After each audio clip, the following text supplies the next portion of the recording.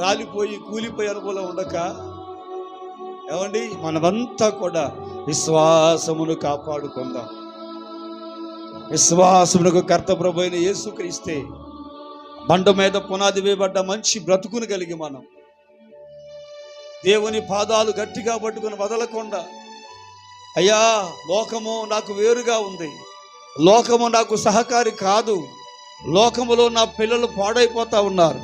లోకములో నా కుటుంబం పాడైపోతా ఉంది, లోకములో నేను ఆర్థిక ఇబ్బందులు పడతా ఉన్నాను ఆయన, నా స్థితి సరిలేదయ్యా, ఓ విశ్వాసముకు కర్త నాలో విశ్వాసాన్ని కలుగు చేయి తండ్రి. నేను నామకార్థంగా నటించి మోసపుచ్చేటువంటి ఇత్తడి డాలు వలె ఉండక, అవసరానికి తవ్వుకొని ఏదో అవసరానికి వాడుకొని పక్కన పడేసే విశ్వాసంగా ఉండక, నిత్యము